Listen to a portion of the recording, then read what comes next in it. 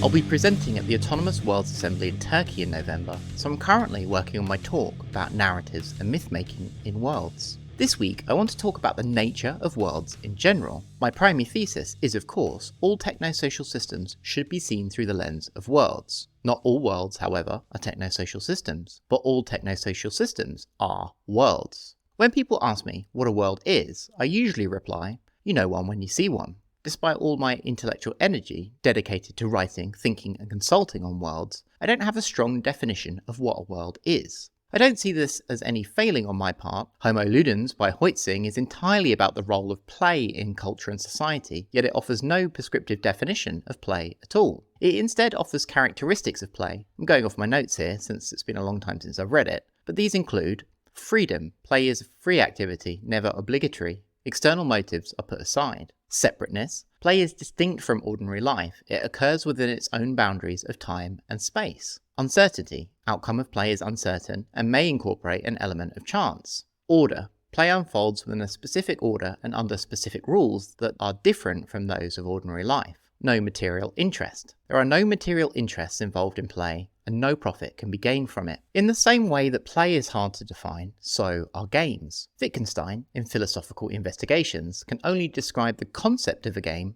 rather than offer a description. Consider, for example, the proceedings that we call games. I mean board games, card games, ball games, Olympic games and so on. What is common to them all? Don't say there must be something in common or they would not be called games, but look and see whether there is anything in common at all, but similarities and relationships. We see a complicated network of similarities overlapping and crisscrossing, sometimes overall similarities, sometimes similarities of difference. He goes on to characterize these similarities using the metaphor of family resemblance, as in resemblances between members of a family. Build, feature, colour of eyes, gait, temperament, etc. overlap and crisscross in the same way that games form a family. Worlds can be found all over, in video games, films, books, music, maths, ecology, etc. So as games have familial resemblance, so do worlds. The late Romantic composer, Gustav Mahler, working amidst the same culture that gave us both the concept of legibility and wargames, wrote in 1895, "To me, symphony means constructing a world with all the technical means at one's disposal." He wrote that at the same time as sci-fi was being born. We don't often think of Romantic composers as world builders, but it's obvious when you think about it. Consider Romantic music's development of motif and ideefixe, ideas that have had massive influence on the world of film in the 20th century. What these musical ideas and the worlds that they inhabit do, to recapitulate Tolkien's point about secondary belief from last week's episode, is create a sense of internal consistency. We can suggest that one familial resemblance of worlds is that they share internal rules and logic, different from the real world but consistently applied within their boundaries. In the introduction to Shirley, a Tale, Bronte writes, "You shall see them, reader. Step into this neat garden house on the skirts of Winbury, walk forward into the little parlour, and there they are, at dinner.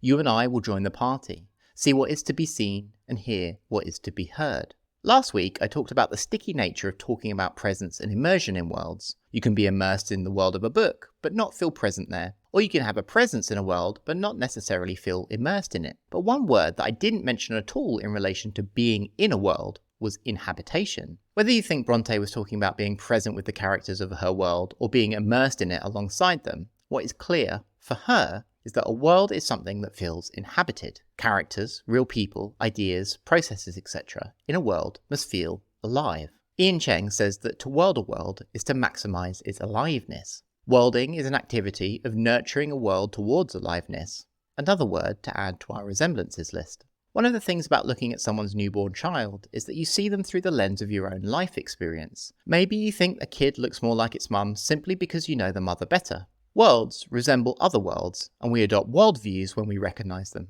I still hesitate to give a wider definition of worlds. They remain mysterious to me, but I can perhaps offer a set of resemblances for the types of worlds that I'm interested in. Territories of imagination, bound by consistent internal rules that invite exploration, participation, and belief. Not a static container, but a dynamic place where the extent of one's incorporated presence and immersion oscillates based on one's engagement.